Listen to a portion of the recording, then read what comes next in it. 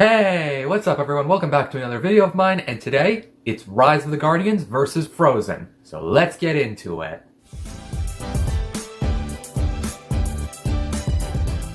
So, to begin, I want to ask you guys a question. Have you ever heard of Elsa? You know, the popular animated ship that ships the two popular animated characters who both have ice powers and love their younger sisters? Well, that's not what this video is about! This video is about what would happen if these two decided to kill each other! Or, more accurately, today we're going to be talking about which one of these two characters would be more powerful if they entered a fight with each other. And we're going to do that. I'm not going to do a death battle because they won't take my calls and I don't, frankly, have the animation budget. We're going to do it by using Marvel's Power Grid. And if you don't know what that is, here's MatPat, please don't copyright me, to take it away. Grid website Fandom describes it like this. Quote, the Power Grid is the means by which the proficiency of any given character in 6 different areas of prowess is officially quantified and ranked. In any given area, 1 represents the lowest and 7 the highest rank achievable. And if that was too fast for you, basically there are 6 categories of strength from 1 to 7, with 7 being the highest score possible, and whoever gets the highest score out of these two is definitively the stronger character. So let's begin. The first category is intelligence. Now let's start with Elsa. What was possibly the smartest thing she ever did? Well, to me, that answer is simple. Building an entire ice castle within a matter of seconds, you remember Let It Go, of course, where she literally built the entire castle with no plans, no looking back whatsoever. She built it perfectly, and did I mention she did it in a few seconds? 5. She's a genius. She's level 5. 5 out of 7 intelligence. Great job. Good job. Now, moving on to Jack. Now, I can hear you saying, and this is a huge point in Jack's favor, well, he's immortal. He's probably had 100 years of experience before Elsa was probably even born. And to that, I agree with you. Jack has had a lot of experience. But the fact of the matter is that in Rise of the Guardians, where he's been alive for 300 years, we don't see him do anything that's, well, genius level like Elsa does. I'm not saying he's dumb by any means. I am certain that all those years out of the lake certainly taught him a lot of things. But it's just, we never see his smarts on display, so we can only assume how smart he is.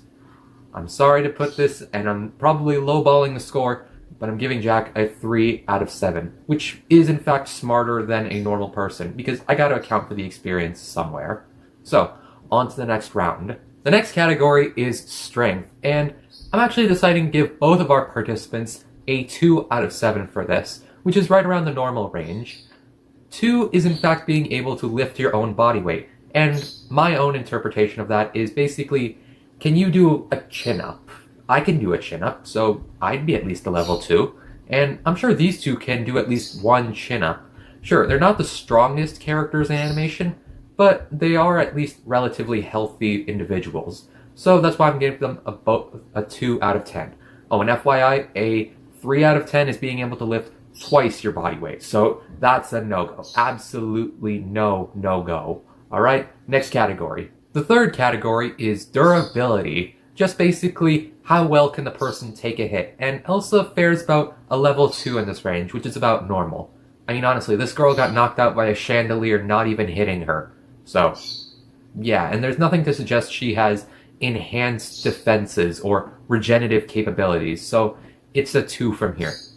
Jack, on the other hand, if you remember my big blast theory video, I really need to rename that. Jack literally created and survived an explosion that I equivalated to 997 tons of TNT. I highly recommend you go watch that video, but if Jack can survive an explosion that big, what is this man doing to improve his defense? I have absolutely no clue. And even if we remove that from the equation and say that I'm wrong, I did everything about that wrong. Jack literally did take a hit in Antarctica while facing pitch, point blank, and then hit an iceberg and just was able to walk away from it or fly away from it like just a few minutes later. This man clearly has enhanced defenses, which again, I don't think he's bulletproof or anything like that, and I don't think he's regenerative, but I just think he has enhanced defenses to protect him from getting hurt or being seriously injured, which is why I'm going to give him a slight edge with a 3 out of 7. On to the next round. In our fourth category, we have speed, and Jack just completely wipes the floor with Elsa in this round. Like, honestly, I did a video a long time ago about how fast can Jack fly, and yes, running and flying are both accepted for speed in this category. Jack, I said, was able to fly over 2 million kilometers an hour and over 1 million miles an hour. Elsa's not reaching anywhere near those speeds. Like, even when we see her run on a beach towards the ocean in Frozen 2, it's like hardly even regular person speed. Like, she's no Usain Bolt or anything like that. So, just calculating this, Elsa is a 2 out of 7. She has regular speed. There's nothing more to say on that. Jack, on the other hand, is a bit of a confusing case when it comes to the ranking system, because we have level 4, which maxes out its speed at 17,000, I believe, miles per hour or kilometers an hour. Jack is reaching speeds far, far above that. But then level 6 is basically the speed of light. So... And I concluded in my How Fast Can Jack Fly video, Jack is nowhere near close to the speed of light. So this was a bit of a confusing case for me, so I decided to give him a 5.5 out of 7. It's faster than 17,000 miles / kilometers an hour, but again, it's nowhere near the speed of light. So I think that's a fair assessment. Alright, on to our penultimate category. Next up, we have fighting skills, and once again, Elsa ain't doing too hot in this round. Like, honestly, the closest thing she's ever had to a fist fight in both of the Frozen movies was wrangling a horse in the middle of the ocean. And sure, I know there's that scene in her ice castle where she's taking on 2 assassins by herself, but she's just using her magic the whole time. It's not a fist-to-fist fight, which is what this category requires. So, Elsa, as far as we know, has never, ever been in any sort of hand-to-hand combat whatsoever. She's getting a 1 out of 10. Sorry, a 1 out of 7. Jack, on the other hand, does seem like he has been in a few fights before, as on his fandom page, in the trivia section, I believe, no wait, in the powers and abilities section, excuse me, it says that Jack fights with a combination of parkour and kendo to make his own unique fighting style, where he can counter almost any move his opponent makes, which is really cool to me. And you wouldn't really need to develop a fighting style if you were not fighting. So, seeing how Jack knows at least how to fight without his powers, I'm giving him a 3 out of 10. He's an experienced fighter, I'm guessing, with his many, many years of possibly training and having fun at the same time. Again, Jack is a 3, Elsa is a 1. And for the final round, we have energy projection. Basically, blasting stuff. Actually, that sounds wrong. Being able to use blasts of energy in battle. And there are 3 components in this category.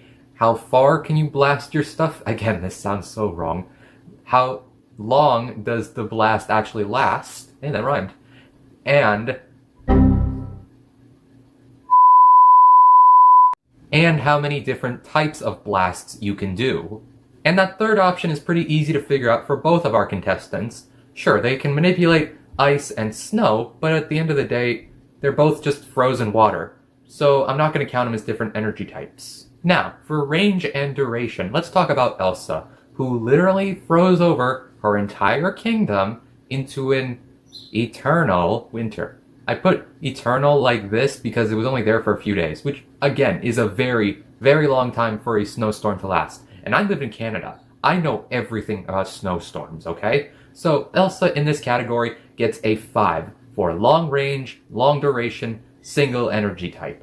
On to Jack now. Now Jack is in a very, very weird position because he is a spirit of winter, and I could just find out what was the biggest snowstorm he made in the books or in the movie, but there's something different here.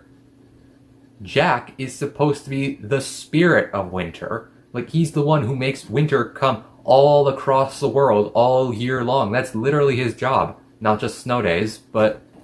So if Jack literally makes every snowstorm in the entire world, and no, I'm not counting Mother Nature, then what is a real-world example of a gigantic snowstorm that Jack could have created? Well, for that, I turn your attention to the 1950 Appalachian snowstorm over Thanksgiving weekend, where about 60 inches of snow fell in 2 days, 2 or 3 days, over Thanksgiving weekend. Elsa ain't coming anywhere near that amount of snow in that short amount of time. So, Jack, once again, long range, long duration. I'm certain it didn't take very, very quickly for all that snow to melt. Jack gets a 5 out of 7. This round, they tie.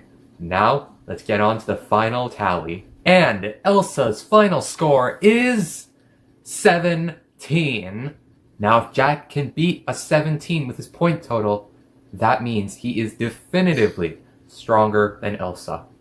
And Jack's point total, drumroll please. I said drumroll please. Seriously, why does this always happen? Jack's final total is 21.5. 4.5 points above Elsa. Now, this was definitely close. Out of 100 rounds, Elsa would probably win almost half of them. But Jack, we finally concluded that Jack is in fact the more powerful one. Sure, Elsa was able to get away and get an early lead with her intelligence and her... Well, actually, that was the only thing she beat Jack in. So, yeah. Jack, on the other hand, was able to defeat her in durability, speed, fighting style, or fighting skill, and they both tied in strength and energy projections, excuse me. But yeah, that doesn't actually leave a whole lot of room for thinking that Elsa would beat Jack in the point total. But hey, this is just something fun I did for a little experiment and to end the argument once and for all. I'm probably not going to end anything. But hey, what do you guys think? Tell me down below. Like, do you think I did my math right? Is there something I'm missing? And hey, if you enjoyed the video, be sure to like and subscribe. Check out all my other stuff. I make a bunch of other Rise of the Guardians videos. And yeah, that's it, I guess. I feel like I'm missing something. Oh yeah, until next time, which is probably tomorrow, no guarantees. Goodbye.